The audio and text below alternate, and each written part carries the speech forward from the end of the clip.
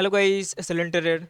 चलिए आज का मार्केट को समझ लेते हैं कि बैंक निफ्टी और निफ्टी ने आज कैसे काम किया है और हमने आज कैसे पोजीशन बनाया मार्केट में और क्या रीज़न था पोजीशन का। तो देखिए, आज बैंक निफ्टी का बात करें तो बैंक निफ्टी में मैंने आज कॉल साइड में पोजीशन बनाया है, जिसमें बैंक निफ्टी में मैंने लगभग 370 के आसपास मूवमेंट कैप्चर किया है। और पोजीशन का बात करें तो आज हमने कॉल साइड में लगभग 3700 के आसपास प्रॉफिट बुक किया है, वो भी एक लॉट में। पोजीशन मैंने बनाया था लगभग 9:50 पे और पोजीशन को हमने एग्जिट कर दिया था लगभग 10:10 पे।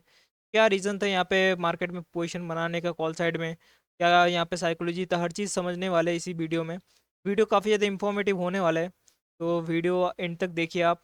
और कोई भी ये डाउट्स हो तो आप मैसेज कर सकते हैं कमेंट्स में। तो चलिए बैंक निफ्टी को समझते हैं। तो जैसे कि आपको प्री एनालिसिस में एक एक डिटेल्स आपको समझाया था कि यहाँ पे कौन कहाँ पे बैठा है, किस तरीके से हमको ट्रेड करना चाहिए। तो जैसे कि मैंने आपको यहाँ पे बोला था कि सेकेंड हाफ में जैसे ये रेंज बनाया था मार्केट ने, तो यहाँ पे बहुत बायर्स और सेलर दोनों ने ही यहाँ पे काम किया है मार्केट में। बट यहाँ पे जो बायर्स है ना, वो अच्छे क्वांटिटी में काम किए हैं as compare to sellers. Seller ज़्यादा अच्छे क्वांटिटी में नहीं है मार्केट में।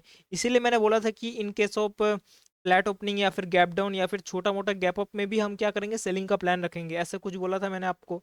और मैंने बोला था कि यहाँ पे जो सेलर्स वगैरह है ना, इनको मार्केट ट्रैप कर देगा इन केस अगर मार्केट अगर 51,500 का ब्रेकआउट करते हैं। तो एग्जैक्टली ऐसे ही मैंने बोला था आपको। यहाँ पे समझने की कोशिश कीजिए साइकोलॉजी को कि ये जो बायर्स है ना, इनको तभी टारगेट कर सकते थे कि जब गैप डाउन हो जाता। यहाँ पे देखिए, ये जो बायर्स है इनका साइकोलॉजी क्या है पता है। ये जैसे कि मार्केट ने एक सपोर्ट ढूंढ रखा है, ये जो बायर्स है 51,000 का। तो ये अपना एसएल भी देंगे ना, तो 51,000 का ब्रेकडाउन के बाद ही देंगे, अदरवाइज ये कट नहीं करेंगे, चाहे मार्केट ब्रेकडाउन ही क्यों ना करे। तो इसीलिए ये बायर्स जो है ये अच्छे से अपना पोजीशन वगैरह होल्ड कर सकते थे मार्केट में। इनके पास एक एज है कि हाँ, 51,000 की नीचे नीचे जब तक नहीं जाता तब तक मैं होल्ड करूंगा, समझ रहे। वहां पे भी अगर आप देखेंगे तो मार्केट ने वहां पे भी यहाँ पे गेम खेला मार्केट ने, थोड़ा बहुत गैप अप दिया और गैप अप देने के बाद तुरंत ऊपर गया। तो तुरंत ऊपर गया तो जहाँ पे यहाँ पे जो बीटीएसटी वगैरह कॉल होल्ड करके बैठे थे वो अच्छे प्रॉफिट में आ गए। अब प्रॉफिट देखने के बाद जब प्रीमियम वगैरह कम हो रहे थे, ऐसा कंटिन्यू मूव जब से डाउनफॉल आ रहा था, तो प्रीमियम में भी डाउनफॉल आ रहा था, ड्रॉ डाउन हो रहे थे। तो ये जो छोटे मोटे बायर्स जो है, जो छोटे मोटे क्वांटिटी में काम कर रहे थे, वो निकल गए मार्केट में ऐसे जैसे रिट्रेसमेंट वगैरह हुआ। तो यहाँ पे बाहर निकल गए। और जो अच्छे ट्रेडर है, जो अच्छे यहाँ पे होल्ड कर रहे, वो तो नहीं निकले, बट जो स्मॉल क्वांटिटी में काम कर रहे तो वो निकल गए। इतना आपको समझ में आ गया। तो मैंने बोला था यहाँ पे आप सेल साइड का ट्रेड ले सकते हो इन बार को टारगेट करने के लिए। यहाँ पे भी आप ले सकते हो, ऐसा कोई दिक्कत नहीं है, बट दिक्कत यहाँ पे दो चीज़ें, मेनली दो चीज़ें यहाँ पे दिक्कत कर रही थी मार्केट में। क्या क्या है। एक तो यहाँ पे 51,500 का लेवल था, जो कि दिक्कत कर रहा था मार्केट में, क्योंकि कल भी आप देखेंगे तो कल भी मार्केट ने 51,500 से रिजेक्शन लेके डाउनफॉल किया था। और आज भी अगर ऐसे करेगा तो दूसरे लोग यहाँ पे क्या करेंगे, सेलिंग करेंगे मार्केट में। और दूसरे लोग सेलिंग करेंगे और मैं भी सेलिंग करूंगा, तो क्या हो सकता है कि मेरा एसएल भी हिट हो सकता है। तो जहाँ पे दूसरे लोग भी एंट्री करेंगे तो वहाँ पे मैं रिस्क क्यों लूँ, है ना। इसीलिए यहाँ पे भी अगर वो एंट्री करते तो भी टारगेट दिख जाता। बट यहाँ पे एक ने साइकोलॉजी गेम खेला है मार्केट ने। यहाँ पे देखिए ना, यहाँ पे डबल टॉप सा बनाया मार्केट ने। तो ऐसा ही मार्केट करता है, क्योंकि मैंने यहाँ पे क्या बोला कि यहाँ पे जो सेलर्स वगैरह है ये अच्छे क्वांटिटी में नहीं है। तो इसीलिए मार्केट ने जानबूझ के यहाँ पे लिक्विडिटी क्रिएट किया ताकि दूसरे लोग यहाँ पे सेल करें मार्केट में। तो यहाँ पे देखिए 51,500 से यहाँ पे सेलर वगैरह इनवाइट किया, जैसे ब्रेकडाउन वगैरह हुआ रेंज हाई का या फिर डे लो का, तो यहाँ पे भी यहाँ पे सेलर वगैरह आए हैं।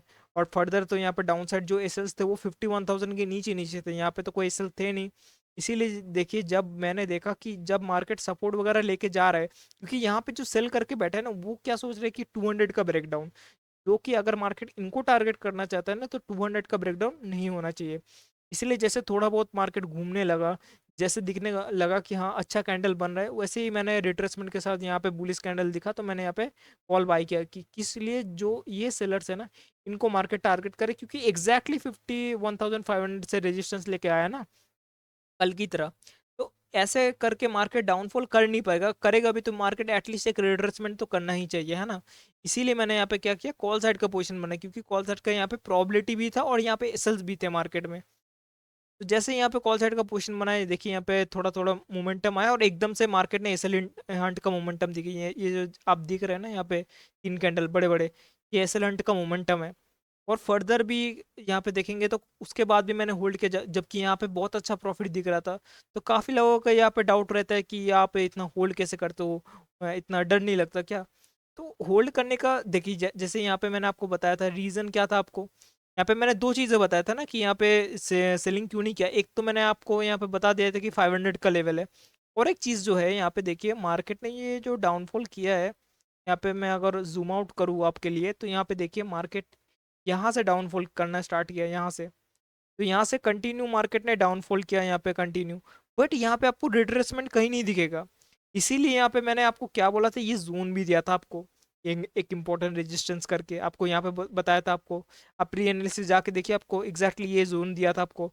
क्यों दिया था? क्योंकि मेरे हिसाब से एक रिट्रेसमेंट आना चाहिए था और यहीं कहीं से मार्केट घूम सकता था मार्केट में। अगर गैप अप भी देते तो यहाँ पे हम क्या कर सकते थे, सेल कर सकते थे। तो यहाँ पे समझने की कोशिश कीजिए, यहाँ पे अगर आप एफआईबी भी लगाएंगे मार्केट में तो यहाँ पे कोई भी रिट्रेसमेंट नहीं किया। जैसे कि मैं अगर इस स्विंग से यहाँ पे एफआईबी लगाऊं तो यहाँ पे भी 0.6 का रिट्रेसमेंट नहीं है। तो ऐसे करके आप अगर चेकआउट भी करेंगे तो यहाँ पे कोई खास रिट्रेसमेंट किया नहीं, जहाँ पे ये जो सेलर वगैरह है। जैसे कि यहाँ पे अगर आप देखेंगे तो मार्केट ने एग्जैक्टली 52,000 से रेजिस्टेंस लेके डाउनफॉल किया, तो ये सेलर वगैरह बैठे रह गए मार्केट में। इसीलिए देखिए इनको निकालने के लिए मार्केट ऊपर गया मार्केट। तो दो ही रीजन थे कि यहाँ पे ऑलरेडी सेलर्स का एसएल्स है, जो कि इनको टारगेट नहीं करना क्योंकि ट्रेंड इस साइड है, डाउन साइड है।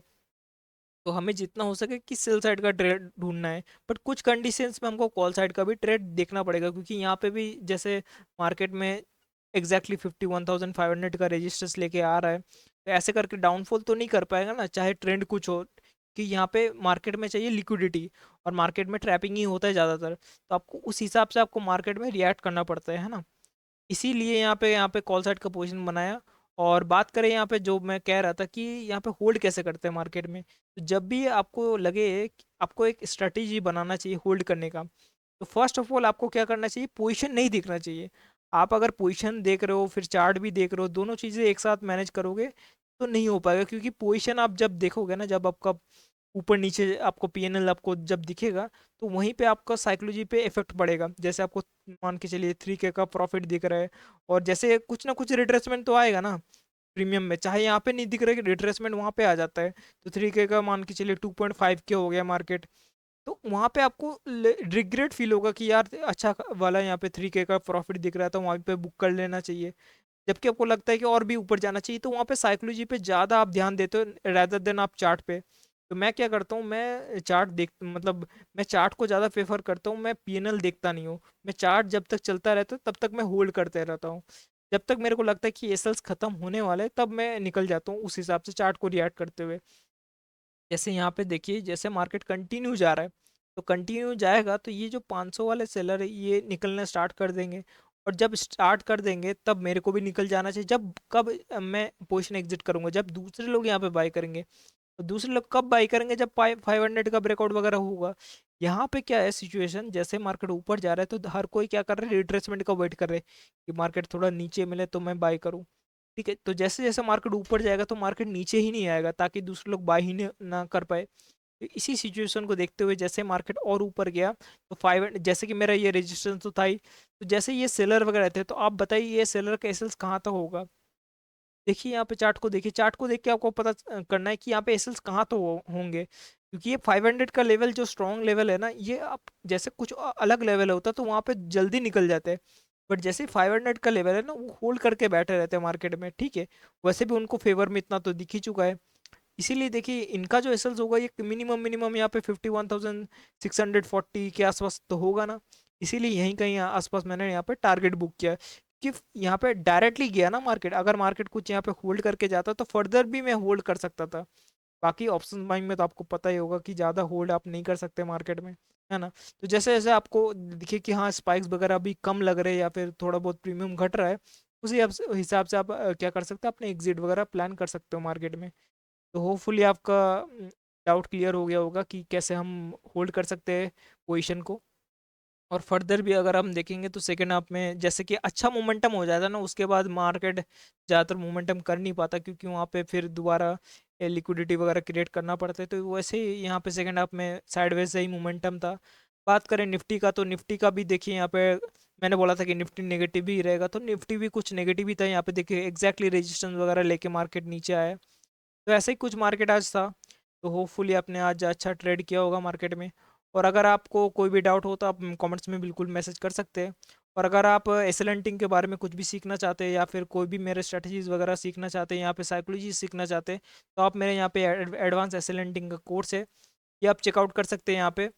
ठीक है, यहाँ पे करीबन अभी 7 चैप्टर्स है, और भी चैप्टर्स यहाँ पे ऐड होने वाले, जैसे कि अभी ये अलग अलग रेगुलेशंस आने वाले हैं, मार्केट डायनेमिक्स भी चेंज होने वाले हैं, उसी हिसाब से कोर्स में भी मॉडिफाई वगैरह देखने को मिल सकता है यहाँ पे। तो वो मैं अपडेट कर दूंगा आपको। तो आज के लिए इतना ही था, मिलते हैं कल।